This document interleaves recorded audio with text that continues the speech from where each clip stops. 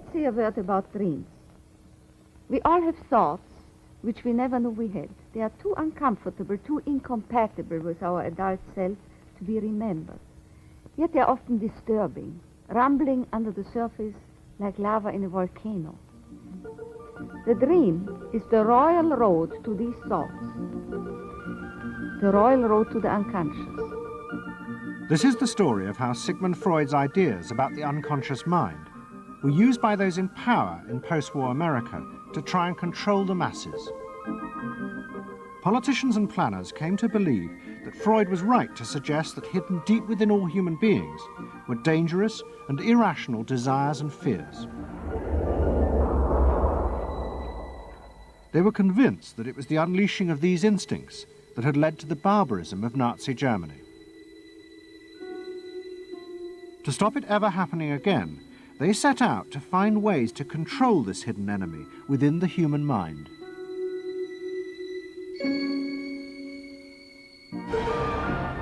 At the heart of the story are Sigmund Freud's daughter Anna and his nephew Edward Bernays, who had invented the profession of public relations. Their ideas were used by the US government, big business, and the CIA to develop techniques to manage and control the minds of the American people. Those in power believed that the only way to make democracy work and create a stable society was to repress the savage barbarism that lurked just under the surface of normal American life.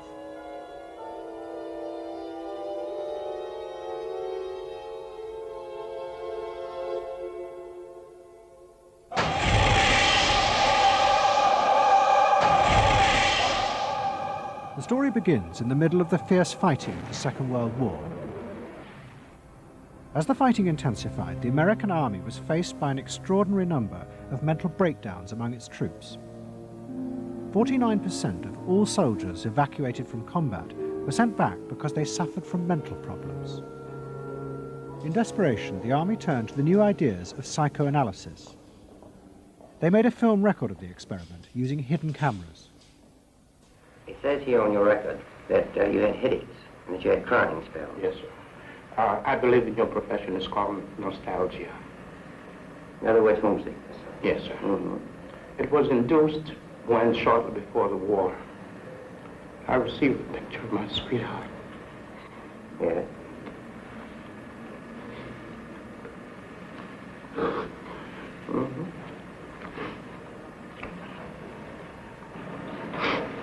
I'm sorry, I can't continue. That's all right. It was the first time that anyone had paid such attention to the feelings and anxieties of ordinary people. At the heart of the experiment were a number of refugee psychoanalysts from Central Europe. They worked with American psychiatrists to guide and shape the project. When I first came to America, I worked in the psychiatric service with soldiers trying to rehabilitate them. And I traveled in the train from the East Coast to the West Coast. I was enormously curious what goes on in all of those little towns that the train is passing.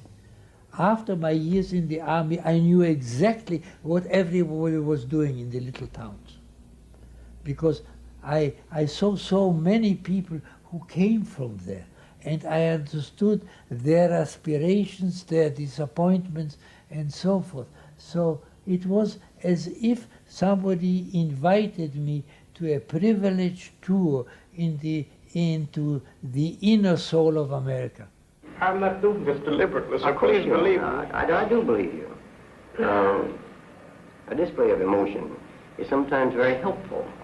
I hope so, sir. Sure, it gets it off your chest. Well, sir, to be perfectly honest with you, I'm very much in love with my sweetheart. She has been the one person that gave me a sense of importance, in that through her cooperation with me, we were able to surmount so many obstacles. Take it easy now, just talk to... The psychoanalysts used techniques developed by Freud to take the men back into their past. They became convinced that the breakdowns were not the direct result of fighting. The stress of combat had merely triggered old childhood memories. These were memories of the men's own violent feelings and desires, which they had repressed because they were too frightening. Think deeply. Let's go back. When was it To the psychoanalysts, it was overwhelming proof of Freud's theory that underneath human beings were driven by primitive, irrational forces. You want that? World War II was a major shattering experience because I discovered the enormous role of the irrational in the lives of most people. Now that I can say, that I learned, that the ratio between the irrational and the rational in America is very much in favor of the irrational. That there is much greater unhappiness, much more suffering, much more. A sadder country than one would imagine it from the advertisements that you get. A much more problematic country. Victory in the Second World War was celebrated as a triumph of democracy. But in private, many policymakers were worried about the implications of the analysis of the soldiers. It seemed to show that underneath every American were irrational, violent drives. What had happened in Germany seemed to bear this out. The complicity of so many ordinary Germans in mass killings during the war showed just how easily these forces could break through and overwhelm democracy.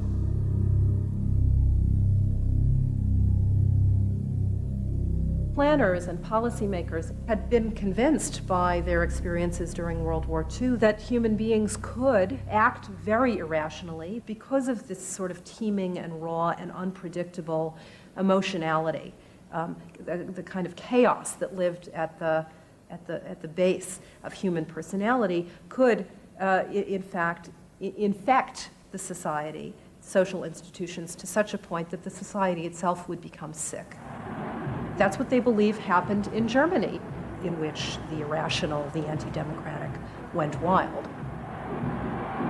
Well, it was a vision of human nature as incredibly destructive, and they were terrified that Americans would in fact behave that way, or were capable of behaving that way, and they wanted to avoid a rerun of that. So what is needed is a human being that can internalize democratic values so that they are not shaken with the storm. And psychoanalysis carried in it the promise that it can be done. It opened up new vistas as to how the inner structure of the human being can be changed so that he becomes a more vital, free supporter and maintainer of democracy. The psychoanalysts were convinced they not only understood these dangerous forces, but they knew how to control them too. They would use their techniques to create democratic individuals, because democracy left to itself failed to do this.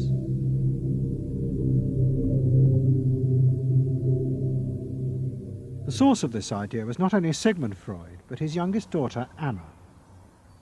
She had fled with her father to London before the outbreak of war, and after he died, Anna Freud became the acknowledged leader of the world psychoanalytic movement.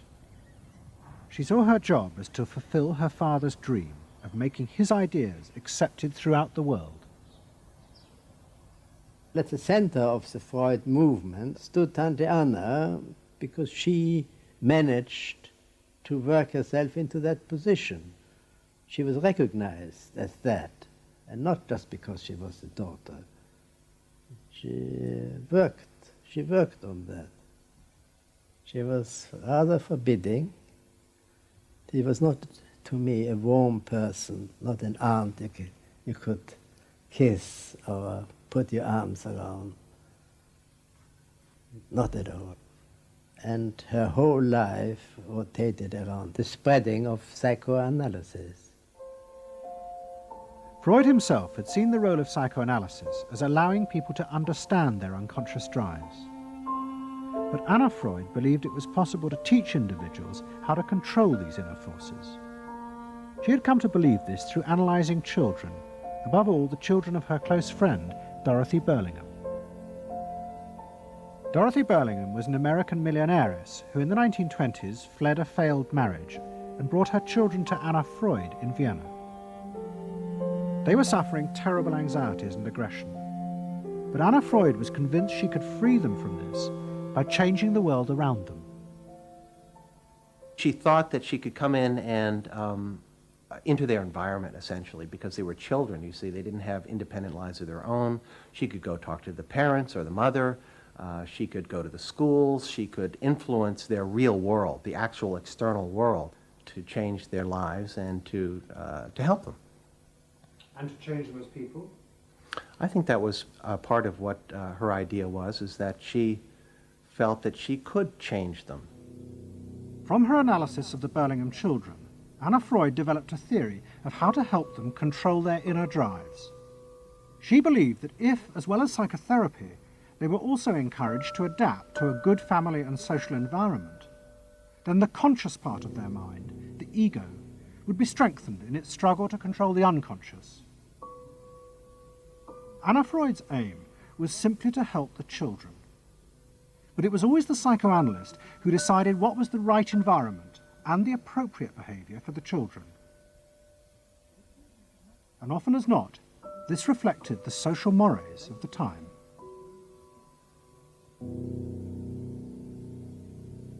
In my father's case, they were concerned that he would be a homosexual. And so a lot of their efforts went into preventing or trying to stop my father from becoming a homosexual. Whether or not he would have or did, or, it's unknown to me. Why did they want to stop him? Because they felt it was abnormal. It wasn't a normal way to develop. They wanted to have him develop along lines that society recognized to be normal, because if they didn't, then you're going to be under the control of forces that you don't understand, that you're not even aware of. The analysis seemed to be a great success, and in the 30s the Burlingham children had returned to America. They settled down to happy married lives in the suburbs. What they didn't realize was that their experience was about to become a template for a giant social experiment to control the inner mental life of the American population. In 1946, President Truman signed the National Mental Health Act.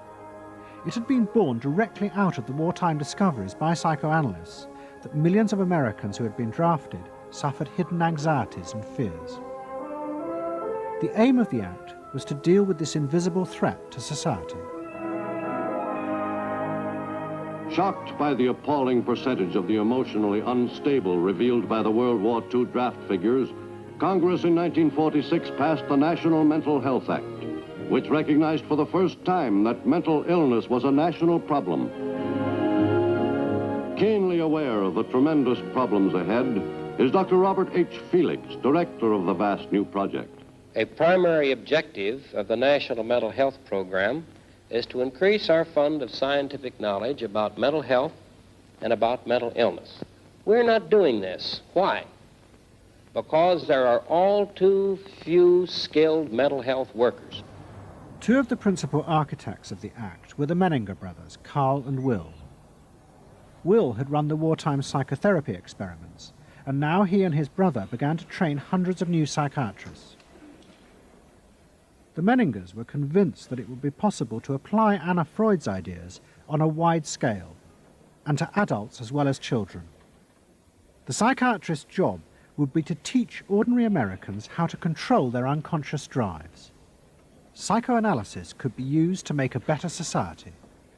They said psychoanalytic thinking could make for the betterment of society, because you could change the way the mind functioned, and you could take the ways in which people did hurtful things to themselves and others and alter them by enlarging their understanding. And this was the vision psychoanalysis brought. That you could really change people. That you could really change people. And you could change them almost in limitless ways. In the late 40s, a vast project began in America to apply the ideas of psychoanalysis to the masses. Psychological guidance centres were set up in hundreds of towns. They were staffed by psychiatrists who believed it was their job to control the hidden forces inside the minds of millions of ordinary Americans. Yes, I need something done. I need some help. Did you have any particular teachers that you liked, any sort? I liked all my teachers except one, I remember. What was the trouble with this one? I don't know, she just scared me most of the time. Holler at me and I'd run outside and vomit. I hate my brother. Loathe him. Despise him. At the same time, thousands of counselors were trained to apply psychoanalysis to marriage guidance. And social workers were sent out to visit people's homes and advise on the psychological structure of family life. Behind all this was the fundamental idea of Anna Freud's, that if people were encouraged to conform to the accepted patterns of family and social life, then their ego would be strengthened. They would be able to control the dangerous forces within them. When your emotions control your actions, it affects not only yourself, but the people around you. And if this sort of flare-up is repeated often, it might lead to a permanently warped personality. You can control the fire of your emotions so that your personality becomes more pleasant.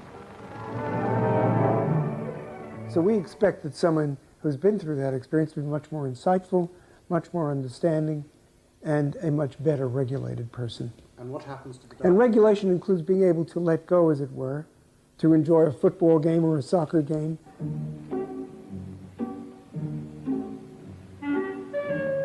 A more understanding, yes, rational, but also appropriately emotional person. The regulatory aspects of the human mind would really be in charge. Instead of being overwhelmed by our passions and by our darker impulses. That one would be master or mistress of one's own passions. They just felt that the road to happiness was in adapting to the external world in which they lived. That people could be uncrippled from their own neurotic conflicts and impulses, that they would not engage in self-destructive behavior, that they would in fact adapt to the reality about them. They never questioned the reality. They never questioned that it might itself be a source of evil or something to which you could not adapt without compromise or without suffering or without exploiting yourself in some way. So there was this fit with the politics of the day. And a balance of emotions is important to a well-rounded personality. But it was only the beginning of the rise to power of psychoanalysis in America. Psychoanalysts were about to move into big business and use their techniques not just to create model citizens, but model consumers. Last week's episode showed how Freud's American nephew, Edward Bernays, had been the first to convince American corporations that they could sell products by connecting them with people's unconscious feelings. But now, a group of psychoanalysts were going to take what Bernays had begun and invent a whole range of techniques to get inside and manage the unconscious mind of the consumer. They were led by Ernest Dichter. Dichter had practiced next door to Freud in Vienna, but he had come to America and set up the Institute for Motivational Research in an old mansion north of New York. This is the Institute for Motivational Research, a place devoted to the intriguing business of finding out why people behave as they do, why they buy as they do, why they respond to advertising as they do. And this is Dr. Ernest Dichter. We don't go out and ask directly, why do you buy, why don't you? What we try to do instead is to understand the total personality, the self-image of the customer. We use all the resources of modern social sciences. It opens up some stimulating psychological techniques for selling any new product. Like the other psychoanalysts, Dichter believed that American citizens were fundamentally irrational beings. They could not be trusted. Their real reasons for buying products were rooted in unconscious desires and feelings. And Dichter wanted to find ways to uncover what he called the secret self of the American consumer. He was trying to get out of people's mind the unconscious motivations that they had for purchasing. These could be sexual, they could be psychological, they could be sociological, they could be a demand for status, a demand for recognition. There were things that people couldn't verbalize or wouldn't verbalize because they were too secret to them. They were too much a part of their nature, and they would be embarrassed. They would be embarrassed if they came out and said things like this. He would interview people, but not ask them direct questions, but let them talk freely like you do in psychoanalysis. And that was his background. And so he said, why can't we have a group therapy session about products?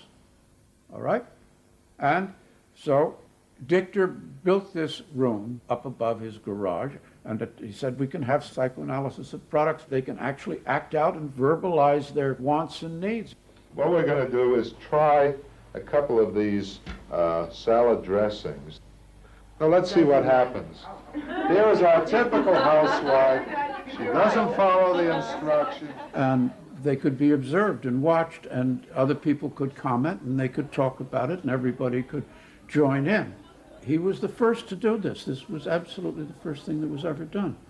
And he had a movie projector up there where you could show advertisements and things like that, and people could react to them.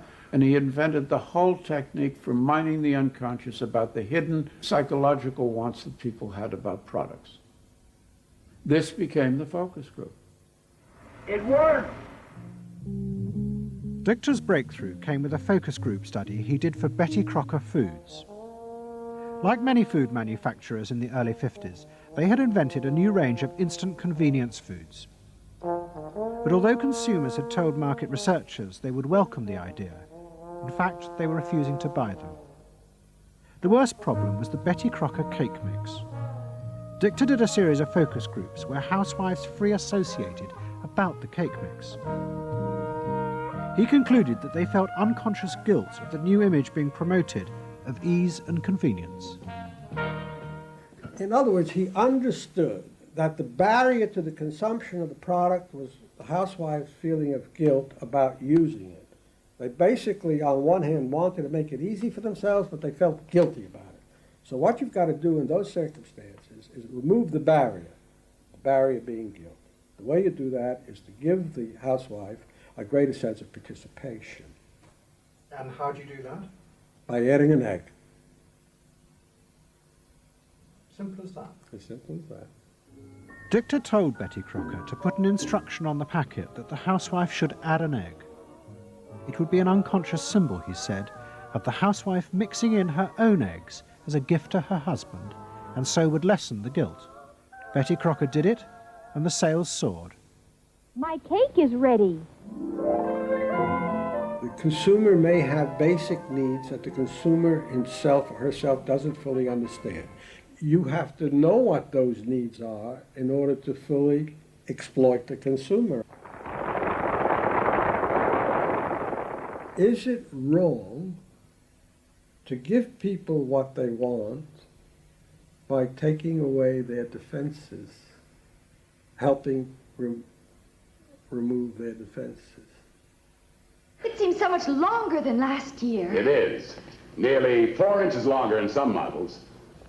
Oh! Dichter's success led to a rush by corporations and advertising agencies to employ psychoanalysts.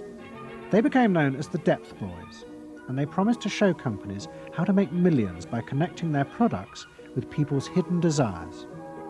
Dichter himself became a millionaire, famous for inventing slogans like "a tiger in your tank." Even the marketing of the Barbie doll came from a children's focus group.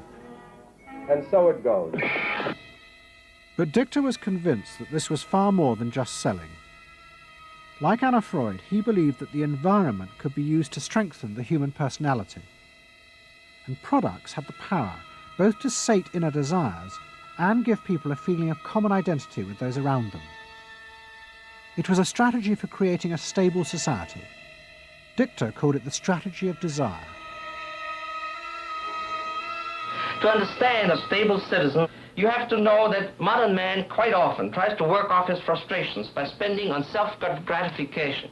Modern man is eternally ready to fill out his self-image by purchasing products which complement it. If you identify yourself with a product, it can have a therapeutic value. It improves your self-image, and you become a more secure person, and you have suddenly this confidence of going out in the world and doing what you want successfully. Ernst believed that that would then improve the whole of our society and become the best society on this planet.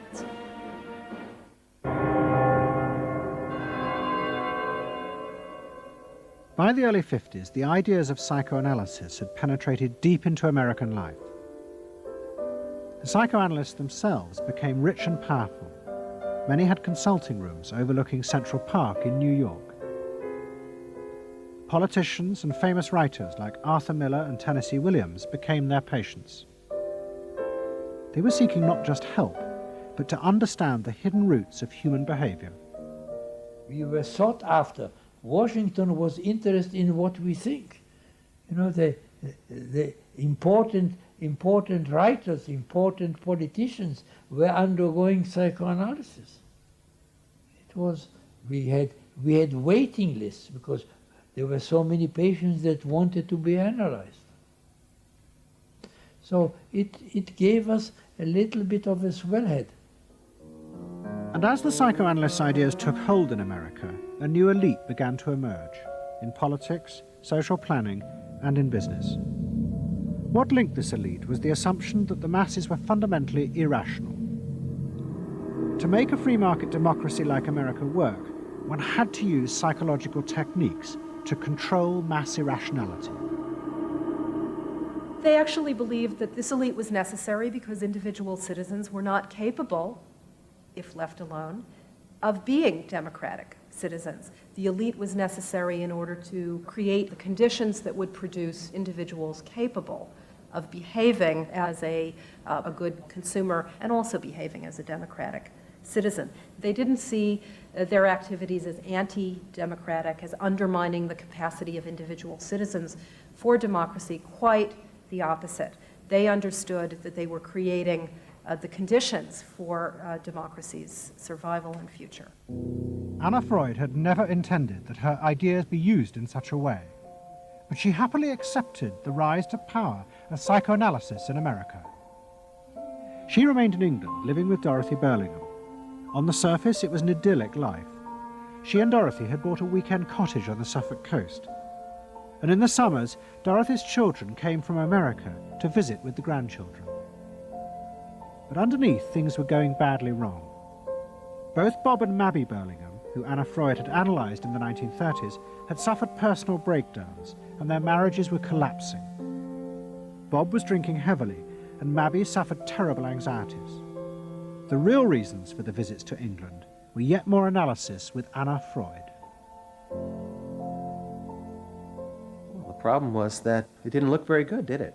Because here you have somebody who's having nervous breakdowns and is having alcoholic binges. And this is not exactly, doesn't really sit well. Well, you know, from a humane standpoint, obviously this is not desirable. You know, you want to help these people. But it also had the wider ramifications of everybody in analysis, in analytic circles, knew that Bob and Mabby were guinea pigs. They were the living proof that this was a wonderful process. It was very much swept under the rug. It really didn't get out. I mean, these people had such, their power and influence was such that, you know, you were very careful. Anna Freud was a very powerful person, and you were the grandchildren, and she knew a great deal more than you did about what went on in your parents' lives and so forth. It was not something you were going to tangle with, and you were a product of the whole situation. But at the same time, we all knew that something was really out of whack. As she grew older, she became more and more important, didn't she? Politically and scientifically, but she didn't know when to stop. She was a bit too righteous. What she did was always the thing, and she would never, to my knowledge, acknowledge that she could make a mistake or be wrong. That is my feeling. But the power and influence of the Freud family in America was about to grow even more. Politicians were about to turn to Anna Freud's cousin, Edward Bernays, for help in a time of crisis. He was going to manipulate the inner feelings and fears of the masses to help America's politicians fight the Cold War. I don't mean to say, and no one can say to you, that there are no dangers. Of course there are risks if we are not vigilant, but we do not have to be hysterical. In 1953, the Soviet Union exploded its first hydrogen bomb, and the fear of nuclear war and communism gripped the United States. Those in power became concerned about how to reassure the population. Committees were set up and public information films made, appealing for calm in the face of new threats, like nuclear fallout. It's the fallacy of devoting 85% of one's worrying capacity to an agent that constitutes only about 15% of an atomic bomb's destroying potential. At this point, Edward Bernays was living in New York. In the 1920s, he had invented the profession of public relations and was now one of the most powerful PR men in America. He worked for most of the major corporations and advised politicians, including President Eisenhower. Like his uncle Sigmund, Bernays was convinced that human beings were driven by irrational forces. The only way to deal with the public was to connect with their unconscious desires and fears. Bernays argued that instead of trying to reduce people's fear of communism, one should actually encourage and manipulate the fear, but in such a way as it became a weapon in the Cold War. Rational argument was fruitless. What my father understood about groups is that they are manipulable, they're malleable, and that you can tap into their deepest desires or their deepest fears and use that to your own purposes. I don't think he felt that all those publics out there had reliable judgment, that they very easily might vote for the wrong man or want the wrong thing, so that they had to be guided from above. One of Bernays' main clients was the giant United Fruit Company. They owned vast banana plantations in Guatemala in Central America. For decades, United Fruit had controlled the country through pliable dictators. It was known as a banana republic. But in 1950, a young officer, Colonel Arbenz, was elected president. He promised to remove United Fruit's control over the country. And in 1953, he announced the government would take over much of their land. It was a massively popular move, but a disaster for United Fruit, and they turned to Bernays to help get rid of Arbenz. United Fruit brings in Bernays, and he basically understood that what United Fruit Company had to do was change this from being a popularly elected government that was doing some things that were good for the people there into this being very close to the American shore, a threat to American democracy, that it being at a time in the Cold War when Americans responded to issues of the Red Scare and what communism might do, he was trying to transform this and brilliantly did transform it into an issue of a communist threat very close to our shores, taking United Fruit again as a commercial client out of the picture and making it look like a question of American democracy, American values being threatened. In reality, Arbenz was a democratic socialist with no links to Moscow. But Bernays set out to turn him into a communist threat to America. He organized a trip to Guatemala for influential American journalists. Few of them knew anything about the country or its politics. Bernays arranged for them to be entertained and to meet selected Guatemalan politicians who told them that Arbenz was a communist controlled by Moscow. During the trip, there was also a violent anti-American demonstration in the capital.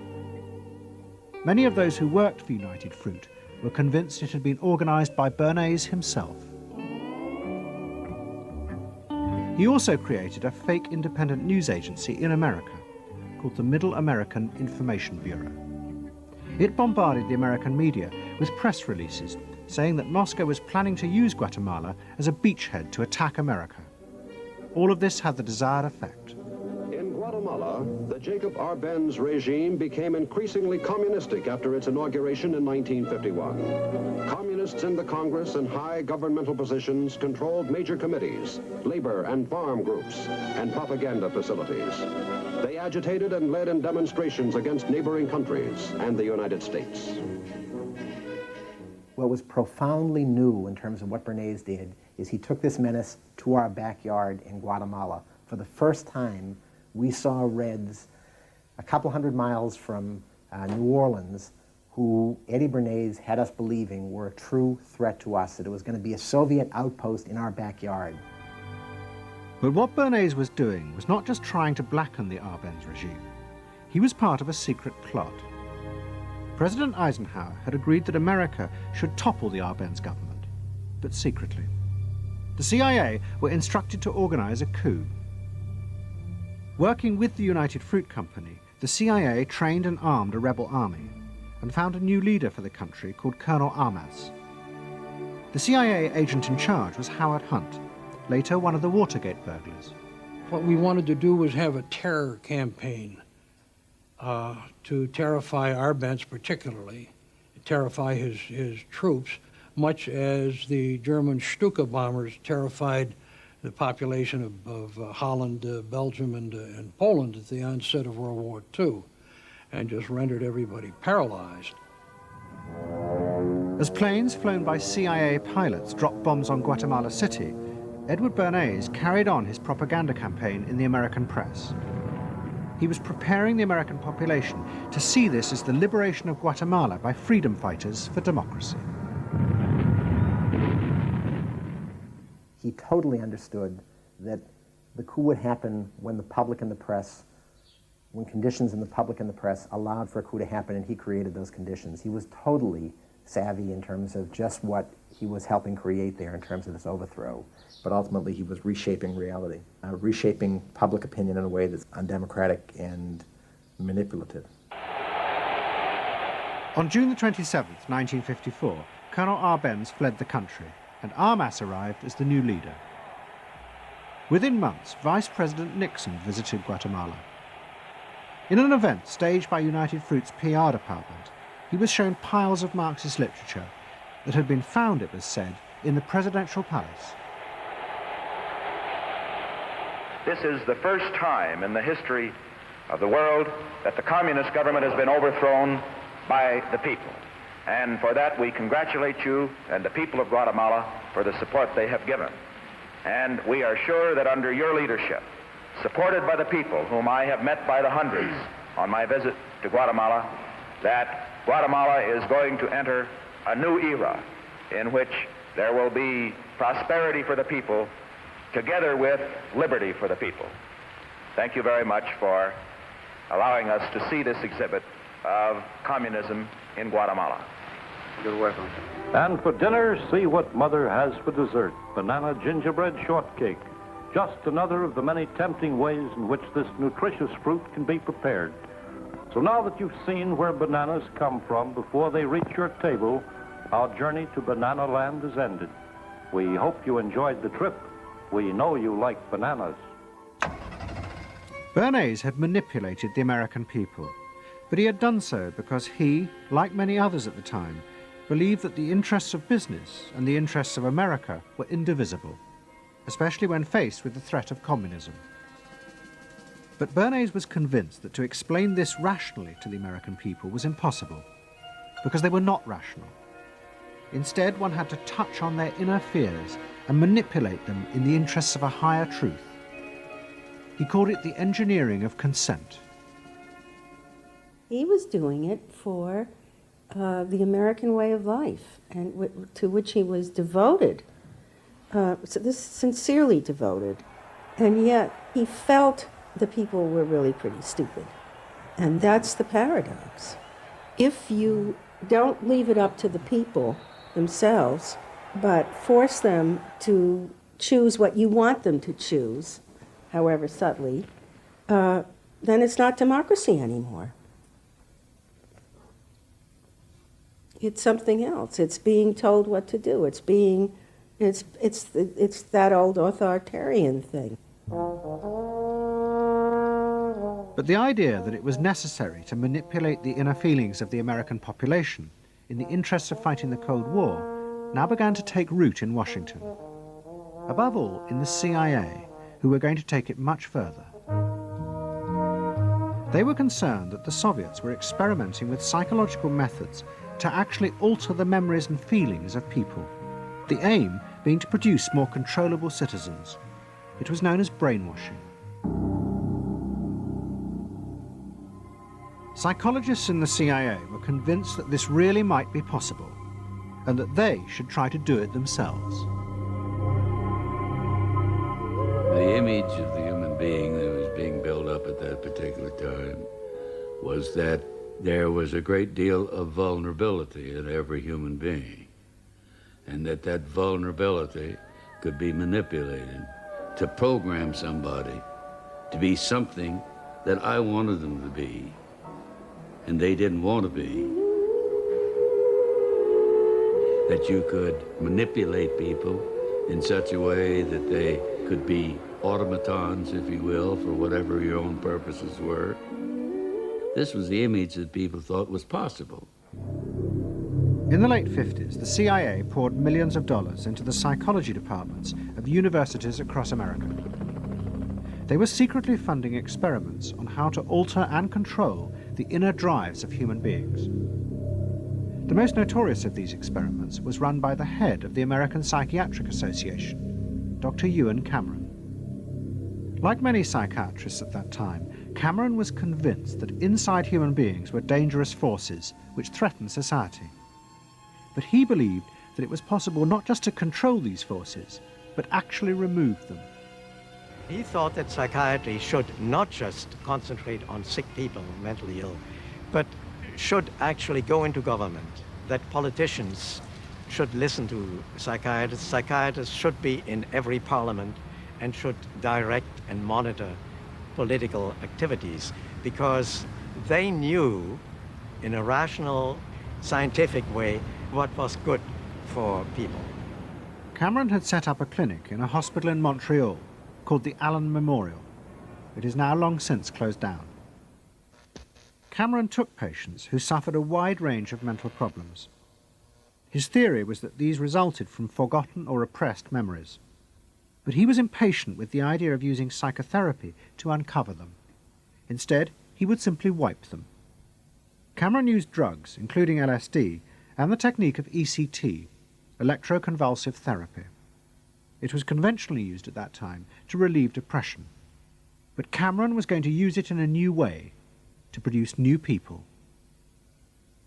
He was really using it to try and change the fundamental function of the individual, to alter their past memories, their past ways of behaving. And as I think he said at one point, it is to just sort of erase everything from their past so that you then had a slate in which you could record new ways of behavior. And so he used massive doses of shock, people receiving several shocks a day, and over a course of time, hundreds of ECT treatments, so that they were just reduced to a sort of a very primitive vegetable state.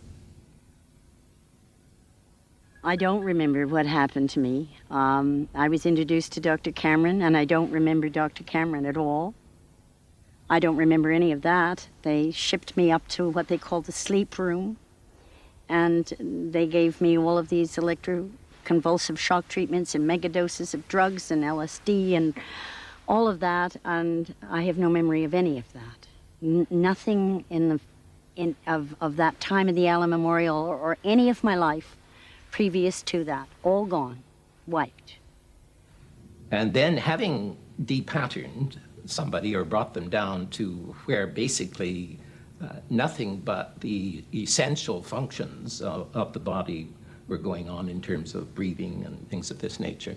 Then he would begin to feed material into these individuals, positive material, such that the brain would be programmed in a positive way, so that the individual would be completely altered. Then he put these tapes under our pillows called psychic driving. He would then put back into this empty brain a program of whatever sort he decided upon, and the people like myself would wake up another person, I guess. In fact, Cameron's experiments were a complete disaster. All he managed to produce were dozens of individuals with memory loss and the ability to repeat the phrase, "I am at ease with myself." And it was not an isolated case. Almost all the experiments the CIA funded were equally unsuccessful. Despite their ambitions, American psychologists were beginning to find out how difficult it was to understand and control the inner workings of the human mind. We had been really chasing a phantom, if you will, an illusion, that the human mind was more capable of manipulation from the outside by outside factors than it is. We found out that the human being is an extremely complex thing. There were no simple solutions. But you've just got to bear in mind that these were very strange times. The psychoanalysts had come to power in America because of their theory that they knew how to control the dangerous forces inside human beings. But now the psychoanalysts were about to face a high-profile failure that would lead people to begin questioning the very basis of their ideas. It began in Hollywood. The film industry had become fascinated by psychoanalysis, and Anna Freud was a powerful influence on dozens of analysts in Los Angeles. They treated film stars, directors, and studio bosses. Anna Freud's closest friend was the most sought after of all, Ralph Greenson. And in 1960, the most famous star in the world turned to Greenson for help.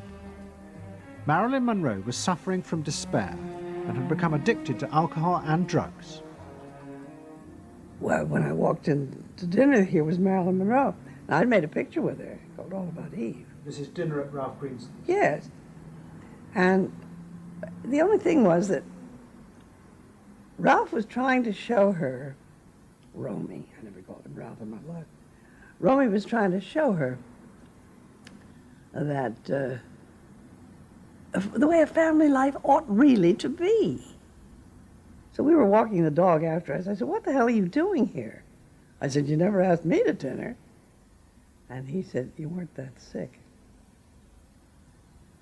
And I said, "Oh, no." He said, "The point is just this child has no frame of reference. In other words, she doesn't know what the goal is." What Greenson did was follow Anna Freud's theory. If Marilyn Monroe could be taught to conform to what society considered a normal pattern of life, that would help her ego control her inner destructive urges. But Greenson pushed it to an extreme. He persuaded Monroe to move into a house nearby that was decorated like his own. He then took her into his own family life, and he, his wife, and his daughter played at being Monroe's own family. Greenson himself would become the model of conformity.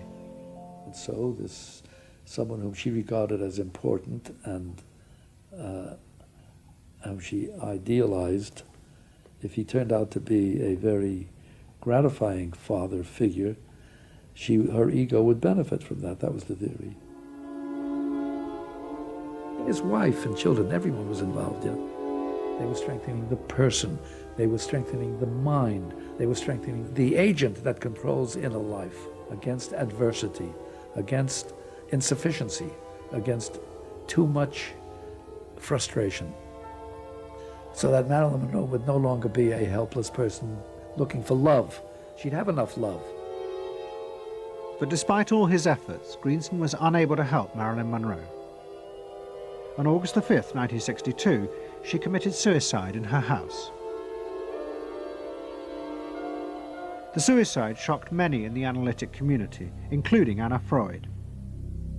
And high-profile figures in American life, who had previously been enthusiasts for psychoanalysis, now began to question why psychoanalysis had become so powerful in America. Was it really because it benefited individuals? Or had it in fact become a form of constraint in the interests of social order? The critics included Monroe's ex-husband, Arthur Miller. My argument with so much psychoanalysis is the preconception that suffering is a mistake, or a sign of weakness, or a sign even of illness, when in fact, possibly the greatest truths we know have come out of people's suffering. That the problem is not to undo suffering or to wipe it off the face of the earth, but to make it inform our lives, instead of trying to cure ourselves of it constantly and avoid it, and avoid anything but that lobotomized sense of what they call happiness. There's too much of an attempt, it seems to me, to think in terms of controlling man rather than freeing him, of defining him rather than letting him go. Mm-hmm. And it's part of the whole ideology of this age, which is power mad. Hey, have you heard about the crazy new way to send a message today? It's flashed on a screen too quick to see, but still you get it subliminally. At the same time, an onslaught was launched on the way psychoanalysis was being used by business to control people. The first blow came with a bestseller, The Hidden Persuaders, written by Vance Packard. It accused psychoanalysts of reducing the American people to emotional puppets, whose only function was to keep the mass production lines running. They did this by manipulating people's unconscious desires to create longings for ever new brands and models.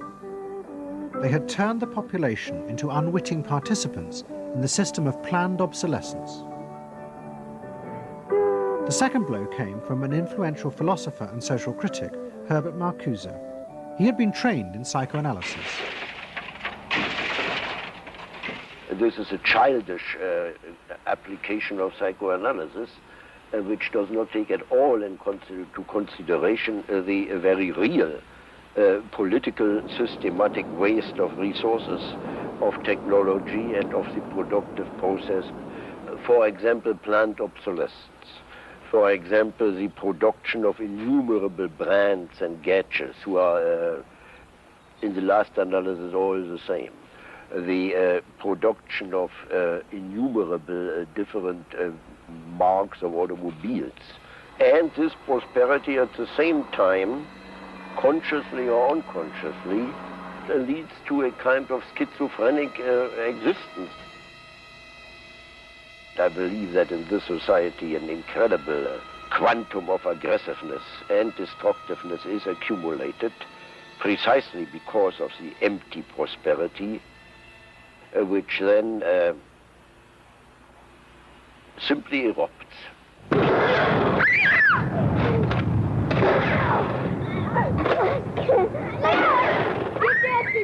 Marcuse's argument was not simply that psychoanalysis had been used for corrupt purposes. It was more fundamental. Marcuse said that the very idea that you needed to control people was wrong. Human beings did have inner emotional drives, but they were not inherently violent or evil. It was society that made these drives dangerous by repressing and distorting them. Anna Freud and her followers had increased that repression by trying to make people conform to society. In so doing, they made people more dangerous, not less. Marcuse challenged that social world, and he said that's a world that should not be adapted to. And in fact, what the individual was adapting to was corrupt and evil and corrupting. In other words, he switched the source of evil from inward conflict to the society itself. That the sickness of society lay at the societal level, not at the sickness of human beings in it. And if people did not challenge that, then they were, in fact, submitting to evil. Modern psychology has a word that is probably used more than any other word in psychology. It is the word maladjusted. It is the ringing cry of modern child psychology, maladjusted. Now, of course, we all want to live the well-adjusted life in order to avoid neurotic and schizophrenic personalities. But as I move toward my conclusion, I would like to say to you today, in a very honest manner, that there are some things in our society and some things in our world for which I'm proud to be maladjusted. And I call upon all men of goodwill to be maladjusted to these things until the good society is realized. I must honestly say to you that I never intend to adjust myself to racial segregation and discrimination. I never intend to adjust myself to religious bigotry.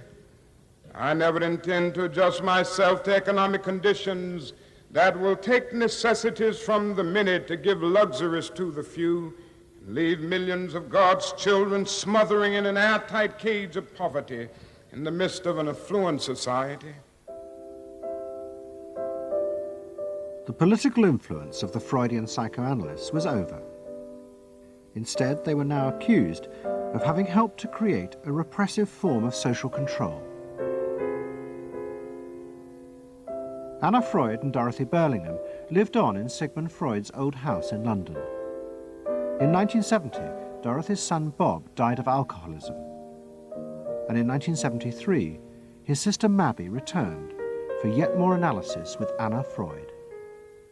She went back for more analysis. She was living at 20 Marysville Gardens in the Freud house, as I guess she did when she wasn't with her husband, and she committed suicide. She took an overdose of sleeping pills. In Freud's own house? In Freud's own house, right.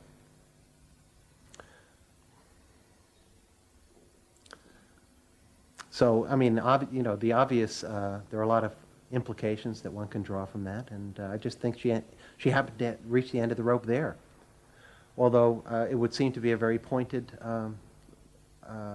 act. Obviously, suicide is a very politicized act, and to do it in Sigmund Freud's own house is certainly different from doing it in Riverdale back in New York.